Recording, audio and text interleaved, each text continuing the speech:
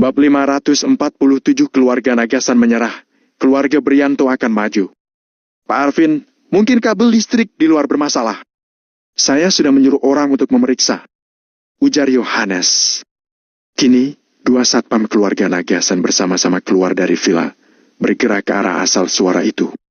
Tidak ada seorang pun di villa yang tahu, saat kedua satpam baru saja tiba di tempat yang gelap, tiba-tiba muncul sebuah bayangan hitam di depan mereka dengan sangat cepat. Wush! Tanpa menunggu kedua satpam merespons, bayangan hitam itu tiba-tiba menggerakkan badannya selincah ular berbisa. Sebuah cahaya mengkilau tiba-tiba terlintas di tangannya. Gigit, krak! Terdengar suara tusukan berturut-turut. Dua satpam itu tidak bersuara sama sekali. Mereka hanya melebarkan mata sambil memegang leher dan terjatuh di lantai. Di bawah cahaya lampu, terlihat darah yang berlumuran di lantai. Semua orang yang berada di dalam villa tidak menyadari adanya keanehan sama sekali. Arvin hanya menganggukkan kepalanya saat mendengar laporan dari Yohanes. Dia lanjut melihat Mark dan berkata, "Lanjut katakan." Mark menelungkupkan kedua tangan dan berkata, "Tuan Muda Chris, kita fokus masalah ini saja. Keluarga Nagasan mau melakukan apapun, memang tidak perlu melapor dan menjelaskan kepada kami. Namun, kami anggota Kamar Dagang Kota Neo bergantung pada Ketua Nagasan. Segala keputusan Ketua Nagasan mungkin bisa memengaruhi nasib Kamar Dagang Kota Neo di masa depan. Sebagai anggota Kamar Dagang Kota Neo, kami memiliki hak untuk ikut campur dalam hal seperti ini." Mark memang orang yang sangat cerdik. Kata-katanya langsung membuat Chris terdiam. Dengan kepribadian lugas seperti Chris, dia tidak paham cara Mark yang berbelit-belit.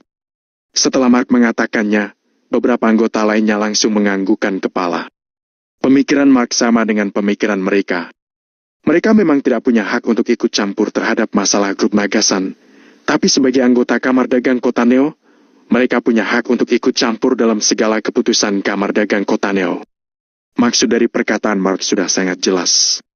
Mereka tidak memedulikan masalah sepele, tapi dalam hal ini, Kamar Dagang Kota Neo tidak mungkin menuruti semua omongan Arvin. "Keputusanku ini demi kebaikan kalian," jawab Arvin. Dari semua orang yang ada di sini, hanya Arvin dan Chris yang pernah melihat kesadisan Valentino dengan mata mereka sendiri. Mereka sudah tahu betapa menakutkannya Valentino ini. Kalau Valentino mau, jangankan Kamar Dagang Kota Neo, bahkan seluruh orang berkuasa di Kota Neo pun akan dia jatuhkan. Arvin tidak bodoh, jadi dia tahu apa yang akan terjadi pada Kamar Dagang Kota Neo kalau dia terus-menerus melawan Valentino. Semua orang merasa grup Nagasan terlalu bodoh, tidak hanya melepaskan Maple Rain Real Estate, bahkan mau bagi dua kekuasaan dengan Maple Rain Real Estate. Kenyataannya hanya Arvin dan Chris yang mengerti. Keputusan bagi dua ini bukan menguntungkan Maple Rain Real Estate, melainkan menguntungkan grup Nagasan dan Kamar Dagang Kota Neo. Valentino termasuk sangat baik karena membiarkan mereka tetap hidup di Kota Neo. Hanya saja, Mark dan lainnya tidak mengerti akan semua ini. Arvin juga tidak berani mengatakannya. "Ketua Nagasan, saya tidak setuju dengan kalimat ini. Kalau Anda memang demi kebaikan kami semua, seharusnya Anda memimpin kami untuk terus menyerang aliansi orang-orang di Maple Rain Real Estate. Dengan menghancurkan mereka, kemampuan dan industri kita akan meningkat berkali lipat. Kota Neo juga akan menjadi milik kita semua," ujar seorang wanita parubaya. "Benar, kata-kata Direktur Leo masuk akal. Ketua boleh mempertimbangkan pendapat Direktur Leo? Ini adalah kesempatan yang bagus. Kita tidak boleh memberikan Maple Rain Real Estate kelonggaran. Ketua, ayo serang. Dengan satu perintah Anda saja, kami percaya bisa membubarkan Maple Rain Real Estate hanya dalam 1 jam saja." Setelah wanita itu selesai berbicara, banyak orang yang setuju dengan menganggukkan kepala dan memberikan saran. Mark tetap membela Kamar Dagang Kota Neo. Kini Louis perlahan-lahan berdiri dan berkata, "Aku mendukung pendapat Direktur Leo." "Aku juga mendukung," ujar seorang pria parubaya. "Aku setuju." "Setuju?" "Ketua Nagasan, kalau Anda ragu, maka kerugian akan semakin besar. Ayo ambil tindakan." "Benar, Ketua. Bagaimana mungkin kita membiarkan mereka menumpang di wilayah kita? Kota Neo harus menjadi milik Kamar Dagang Kota Neo. Ketua, ayo beri perintah." Dalam sesaat, semua anggota ini berdiri dan bersorak kepada Arvin. Kini, tatapan 80 orang yang sedang menatap Arvin memberikan tekanan yang sangat besar kepadanya, seperti prajurit yang meminta kaisarnya untuk memberikan perintah perang. Arvin tidak mengatakan apapun. Hanya Arvin dan Chris yang paham tentang semuanya. Kalau kamar dagang kota Neo menyerang Valentino, maka mereka bahkan tidak bisa mendapat setengah kekuasaan ini dan pasti akan diusir oleh Valentino. Namun, dia tidak berani mengatakan apapun tentang Valentino. Jadi, sekarang Arvin juga sangat kebingungan. Jelas dirinya sedang membantu Mark dan lainnya, tapi mereka terus-menerus mencari masalah. Apa yang harus dia lakukan? Sejak aku menjadi ketua kamar dagang kota Neo, aku membawa semua anggota mendapat banyak proyek. Bahkan semua keuntungan grup anggota kita juga meningkat. Semua keputusanku tidak pernah salah. Dilihat dari hubungan kita beberapa tahun ini, aku harap kalian tetap mendengarkanku. Jangan tanya terlalu banyak dan lakukan sesuai perintahku saja. Arvin menghela napas panjang. Dia perlahan membalikkan badan setelah selesai mengatakannya. Maaf, Ketua Nagasan. Kami tidak setuju dengan keputusan Anda kali ini. Ujar Mark dengan tegas. Ketua Nagasan, maafkan kami tidak bisa menuruti. Anggota kamar dagang berjumlah 80 orang di belakang Mark juga turut bersuara. Kalau begitu, kalian yang menyerang Nepo Rain Real Estate saja. Ayahku tidak mau jadi ketua lagi. Kalian pilih ketua baru saja. Namun, kalau nantinya kalian menyesal, jangan datang ke villa keluarga Nagasan untuk memohon. Ujar Chris dengan dingin sambil melangkah ke depan. Mark dan lainnya langsung terkejut dan merasa kesulitan. Tanpa grup Nagasan menjadi penopang kamar dagang kota Neo, kalau mereka ingin melawan 3 keluarga besar dan Nepo Rain Real Estate adalah hal yang tidak gampang. Louis terdiam sesaat, lalu berkata, Tuan Muda Chris, menurut saya... Cepat, katakan. Menurutmu apa? Kalau kamu banyak omong kosong lagi, aku akan hancurkan kamu sekarang juga. Chris langsung menghentikan omongan Louis dan mengucapkan dengan sangat tegas. Louis terkejut hingga menundukkan kepala dan tidak berani mengatakan apapun lagi. Melihat anak sendiri dimarahi Chris, Mark semakin tidak senang. Tapi dia juga tidak berani menegur Chris. Kalau Ketua Nagasan bersikeras tidak menerima pendapat kami, maka keluarga Brianto sangat kecewa terhadap kalian. Kalau keluarga Nagasan tidak mau, maka keluarga Brianto yang akan menangani Nepo Rain Real Estate. Ujar Mark sambil menyatukan kedua telapak tangannya. Ketua Nagasan, tolong dipikirkan lagi. Ujar seseorang. Aku sudah berpikir berkali-kali. Kalian pergi saja. Ingat, jangan bawa nama grup Nagasan. Kalian kalau mau cari mati, jangan bawa-bawa aku. Ujar Chris dengan emosi sambil mengibaskan tangannya. Bab 548 terkejut. Dia tidak cukup sabar untuk memberikan penjelasan lagi, apalagi untuk membujuk orang yang ingin meloncat ke lubang buaya dengan sukarela. Mark dan yang lainnya bersalaman dengan Arvin sekali lagi, lalu berbalik dan pergi. Kira-kira 80 orang anggota kamar dagang berbalik secara bersamaan dan berjalan ke pintu keluar. Walau akan sangat sulit bagi mereka untuk menyerang Nepo Rain Real Estate dan 3 keluarga besar tanpa bantuan dari grup Nagasan, mereka tetap ingin mencoba. Kalau tidak begitu, mereka mungkin tidak akan pernah berdamai selamanya. Dor. Baru saja Mark dan yang lainnya hendak berjalan ke pintu, tiba-tiba terdengar suara tembakan dari halaman. Kali ini, suara yang datang bukan suara arus listrik pendek, melainkan suara tembakan sungguhan. Mark yang terkejut pun berbalik untuk bertanya ke Arvin. Apa-apaan, Pak Arvin? Bapak bermaksud memaksa kami dengan kekerasan. Fish. Arvin tiba-tiba berbalik, memperlihatkan raut wajahnya yang menjadi kusut dalam sekejap. Serangan ini bukan perintahku. Kalau ada apa-apa, diam saja di tempat, jangan bergerak.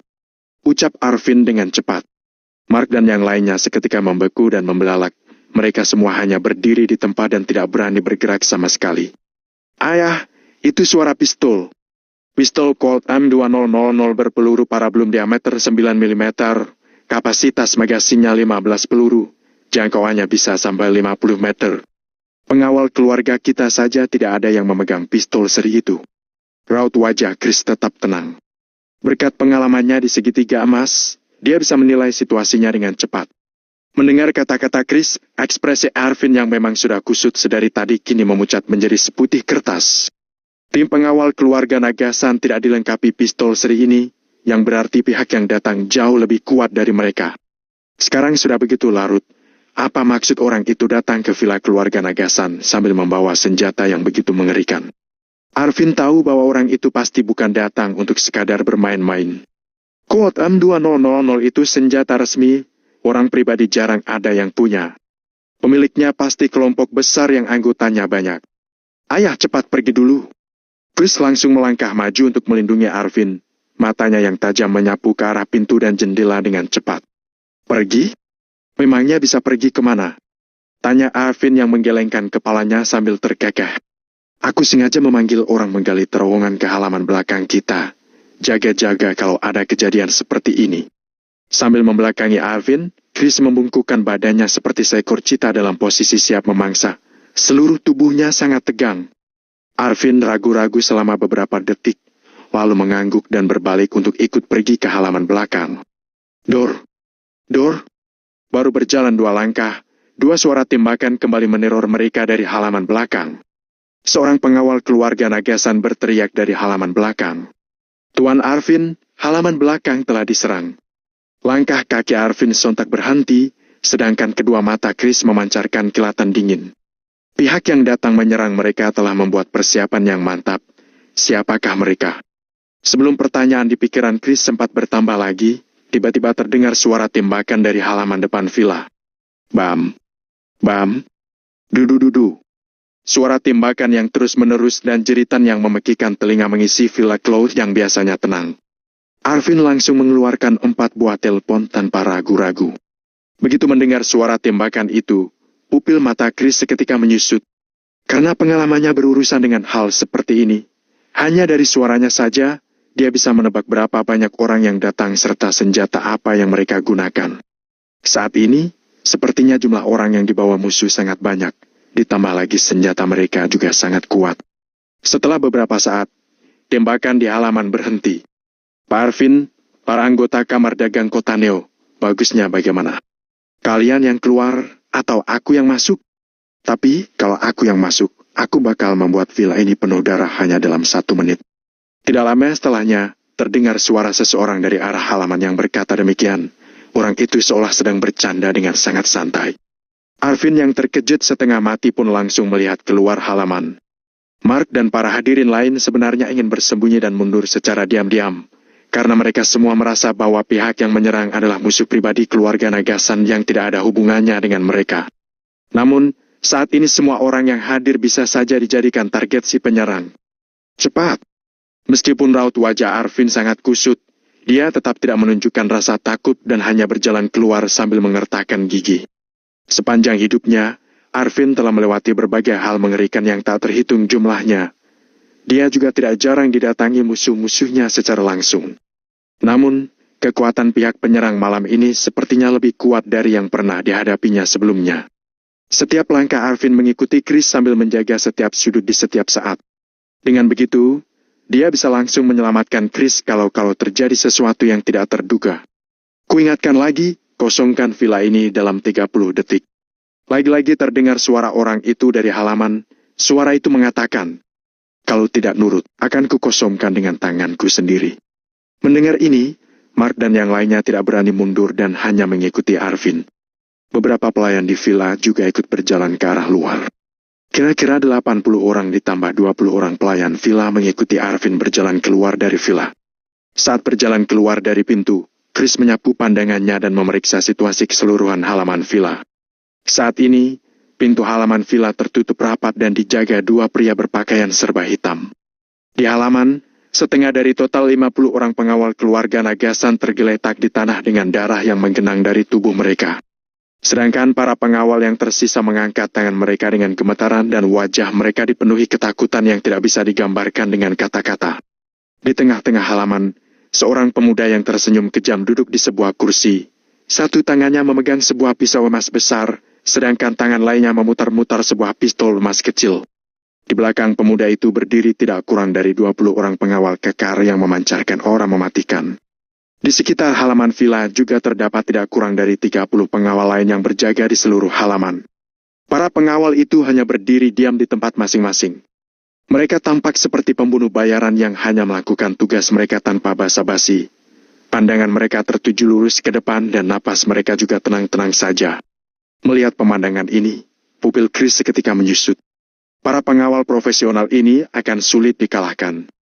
Bau darah yang amis dan aura pembunuh yang menakutkan hanya dapat dirasakan dengan jelas oleh orang seperti Chris yang telah melalui banyak pertarungan yang merenggut nyawa manusia.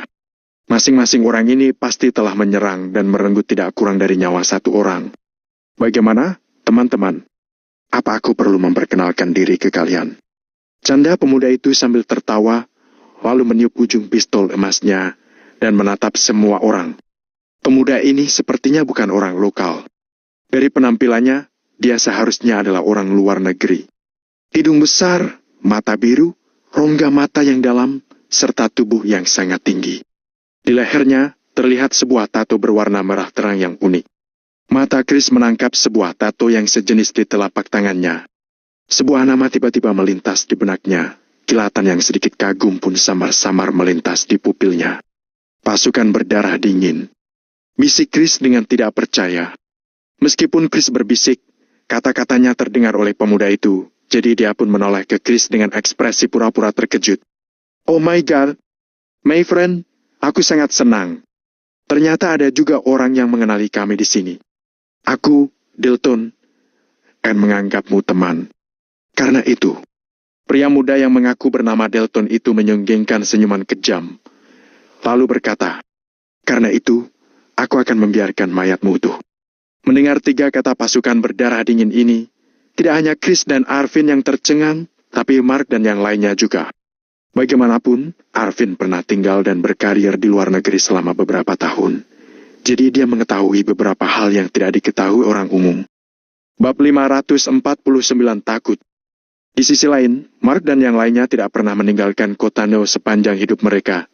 Jadi mana mungkin pernah mendengar nama pasukan dari luar negeri. Namun, bahkan Chris yang biasanya selalu memberontak kini hanya berdiri diam di hadapan Dalton. Lagi pula, mana mungkin mereka berani bersuara. Pasukan berdarah dingin adalah organisasi tentara bayaran terkenal dari luar negeri. Kebanyakan anggota yang bergabung dengan mereka adalah veteran militer. Bahkan kebanyakan dari mereka adalah tentara yang dulunya sangat berbakat saat bertugas di lapangan militer. Chris pernah mendengar bahwa bos pasukan berdarah dingin dulunya adalah seorang perwira senior militer negara Amari. Namun, karena alasan yang tidak diketahui, dia menjadi seorang terdakwa yang akhirnya dibawa ke pengadilan militer. Setelah dia berhasil membelot, dia pun keluar dari militer dan membentuk pasukan berdarah dingin. Pasukan berdarah dingin adalah organisasi yang dibayar dengan uang pribadi maupun uang rakyat untuk membantu orang lain melakukan pekerjaan kotor. Siapapun akan dibantu asalkan mereka sanggup membayar harganya. Pasukan berdarah dingin sangat kejam. Tak peduli orang tua atau anak kecil, orang itu akan dimusnahkan selama dia berhubungan dengan misi atau target. Berdarah dingin dan kejam, haus darah dan menakutkan. Saat mereka beraksi, maka darah akan bertumpahan. Tangan pasukan berdarah dingin senantiasa berlumuran darah, tapi mereka tidak berkenan mencuci darah itu. Namun, kalau ingin menggunakan jasa pasukan berdarah dingin, harga yang harus dibayar tentu saja sangat tinggi. Sambil mempertimbangkan hal itu, Chris mulai menimang-nimang dalam hati. Di antara semua pesaing keluarga Nagasan, siapa yang kira-kira memiliki kemampuan dan sumber daya keuangan yang cukup kuat hingga berani bekerja sama dengan pasukan berdarah dingin?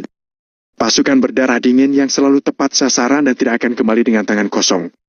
Arvin menghela napas, lalu melanjutkan. Orang yang sampai menyewa kalian ini, kira-kira sebesar apa rasa benci mereka terhadap grup kami? Pasukan berdarah dingin tidak akan pernah berhenti sampai semua targetnya dibinasakan. Kabar ini sudah menyebar ke luar negeri dari dulu, jadi mana mungkin Arvin tidak tahu. Pak Arvin benar-benar pintar, tapi sayangnya orang pintar biasanya mati paling awal. Ucap Dalton yang masih duduk di kursi sambil tersenyum. Kalian cuma butuh uang, kan? Katakan, berapa yang kalian mau? Tantang Luis Prianto dengan ekspresi jijik. Bukankah mereka hanya sekelompok penjahat putus asa yang ingin merampas uang orang lain? Lagi pula, satu hal yang tidak pernah kekurangan di keluarga Prianto tak lain adalah uang. Namun, Chris yang mendengar ucapan Luis itu seketika membeku dan pupil matanya menyusut. Dalton juga agak tercengang ketika mendengar kata-kata itu, lalu tersenyum dan menggoyang-goyangkan jari telunjuknya ke kiri dan ke kanan sambil berkata, Nomor. Pasukan berdarah dingin bekerja sesuai etika tempat kerja, dan selalu bersikap profesional. Kami akan membantu siapapun yang mencari kami lebih dulu. Jadi, kalau kalian yang mencari kami lebih dulu, tentu saja kami akan muncul di rumah musuh kalian. Begitu Dalton berhenti berbicara, senyum di wajahnya juga seketika menghilang. Dia lalu mengangkat pistolnya dan membidik ke arah Louis. Oh, iya. Temanku, orang tuamu tidak pernah bilang, ya? Jangan suka menyela sesuka hati waktu orang lain lagi berbicara. Begitu berkata demikian, Dalton langsung menarik pelatuk pistolnya tanpa ragu-ragu. Dor! Dor! Ekspresi Dalton tetap tidak berubah. Satu tangannya memegang pistol dengan sangat stabil dan menembakkan 2 peluru yang menghasilkan suara menggebu-gebu. Dari jarak ini, Dalton bahkan tidak perlu membidik dengan serius. 2 peluru itu langsung melesat lurus ke arah Louis. Mata Louis membelalak, pupil matanya mengecil dan wajahnya memucat. Namun, tembakan Dalton begitu cepat sehingga siapapun tidak sempat beraksi. Piu! Piu! 2 suara teredam. Kedua peluru itu tertembak dengan sangat tepat dan mengenai lutut kiri dan kanan Louis secara bersamaan. Ah! Louis menjerit, tubuhnya membungkuk dan langsung jatuh berlutut. Darah perlahan mengalir dari kedua lututnya dan teriakan tak henti-hentinya keluar dari mulutnya. Louis! Mark buru-buru menghampiri Louis untuk memapahnya. Semuanya terkejut. Tidak ada yang mengira bahwa Dalton tidak beromong kosong dan benar-benar melakukannya. Begitu berkata demikian, dia sungguh tidak bisa ditebak. Namun, tidak ada yang berani mengatakan sepatah kata pun. Ayahnya Louis, Mark, terlalu tercengang hingga tidak bisa mengatakan apa-apa. Fuh! Dalton mengangkat pistolnya dan meniup ujungnya dengan acuh tak acuh, seolah-olah dia baru saja menembak seekor buruan kecil dengan santai dan tidak sengaja. Aku sangat kecewa. Dalton berkata dengan ringan. Awalnya aku kira kalian akan takut padaku, tapi ternyata tidak. Karena itu, aku harus memberitahu kalian arti sebenarnya dari kata bengis. Bibir Dalton menyunggingkan senyum penuh arti, lalu melambaikan tangannya dengan santai. Krak, krak. Belasan pria berbaju serba hitam menarik penutup dan pelatuk pistol mereka tanpa ekspresi. Dor! Dudu-dudu! Dor! Dor! Ratusan tembakan bercampur menjadi satu dan terlihat seperti hujan anak panah. Karena tembakan pistol mitraliur yang terus-menerus itu, suhu tinggi yang dihasilkan antara gesekan selongsong dan peluru bahkan membuat ujung pistolnya menjadi merah. Target para tentara bayaran itu adalah pengawal keluarga Nagasan yang tersisa serta para pelayan di villa ini. Putaran tembakan kali ini menyebabkan lebih dari 20 orang pengawal keluarga Nagasan yang tersisa dan para pelayan villa jatuh tergeletak ke lantai, sehingga korban yang berjatuhan tak terhitung jumlahnya. Sisi villa dipenuhi teriakan tanpa henti. Bagaikan akhir dunia yang menyadarkan semua insan di muka bumi, lantai berlumuran darah dan udara dipenuhi bau darah yang kuat. Melihat pemandangan ini, jantung Arvin, Chris dan hampir 80 anggota kamar dagang Kotano semuanya terhenti di saat yang bersamaan. Tadi mereka masih curiga dengan metode Dalton, tapi kini mereka benar-benar sudah yakin. Walau para pengawal keluarga Nagasan bisa saja menjadi ancaman bagi Dalton dan para bawahannya, para pelayan villa yang tak bersenjata itu tidak mungkin menjadi ancaman bagi mereka sama sekali. Namun, mereka tidak pandang bulu dan tidak segan-segan membunuh siapapun secara langsung. Bunuh! Ya, bunuh! Tidak ada yang akan diberi ampun. Metode eksekusi ini benar-benar menakutkan. Siapapun tidak mungkin menghadapi kematian dengan tenang, apalagi orang-orang mapan ini yang tentu saja sangat menghargai nyawa mereka sendiri. Karena itu, mereka pun takut. Benar-benar takut. Keadaan Chris lebih tidak panik dibanding yang lainnya. Bagaimanapun juga, dia sudah pernah menyaksikan banyak adegan mengerikan sebelumnya. Kebanyakan dari Mark dan yang lainnya menjadi pucat karena ketakutan. Bahkan ada beberapa yang kencing di celana sehingga tercium bau yang memalukan. Oh, teman-teman, jangan khawatir. Mereka tidak berharga, kok, jadi dibunuh juga tak apa-apa. Tapi, kalian-kalian ini sangat berharga bagaikan emas. Dalton tersenyum dan berdiri sambil menyimpan pistolnya. Tak seru, tak seru. Kukira negara Illinois kalian ini bakal membuatku terkejut dan tercengang. Tapi kalau kulihat-lihat, di sini sama sekali tidak ada kejutan apapun. Negara Illinois terlampau mengecewakan. Dalton menggelengkan kepalanya dan perlahan bangkit dari kursinya. Cukup sudah main-mainnya. Kini sudah saatnya untuk menjalankan tugas dengan serius. Yang pertama, Pak Arvin, buka ponselmu sekarang juga dan telepon bawahanmu untuk menarik semua staf luar negeri. Ingat, tarik orang-orangmu saja. Soalnya propertimu akan diambil alih seseorang. Tutur Dilton sambil menatap Arvin. Mendengar hal pertama yang diminta Dilton, Arvin tertegun sejenak, lalu menghela napas dalam hati. Tak salah lagi, Dilton dan para bawahannya itu benar-benar datang atas perintah grup Vidino. Kalau grup Nagasan menarik perusahaan mereka dari luar negeri, grup Vidino adalah perusahaan yang paling diuntungkan. Selain itu, grup Vidino sangat terang-terangan tentang ambisi mereka. Jadi mereka juga tidak takut kalau Arvin bisa menebak bahwa biang kerok penyerangan ini memanglah grup Vidino. Fakta itulah yang malah membuat Arvin merasa ngeri. Kenapa grup Vidino tidak takut kalau Arvin akan mencurigai mereka? Alasannya yaitu hari ini mungkin saja akan menjadi akhir hayat Arvin Nagasan. Lagi pula, hanya orang mati saja yang sudah pasti bisa menyimpan rahasia selamanya. Memotong rumput liar dan membasmi langsung dari akarnya adalah solusi terbaik untuk mencegah masalah apapun yang akan muncul di masa depan. Chris juga bisa membaca situasinya dengan jelas, jadi dia segera berbisik di samping Arvin. Ayah, jangan! Ini adalah peruntungan bisnis kita yang terbaik. Namun, Arvin malah menggelengkan kepalanya perlahan, lalu menoleh ke Dilton dan berkata, Kalau aku berbuat sesuai keinginanmu, apa kalian bisa melepaskan anakku?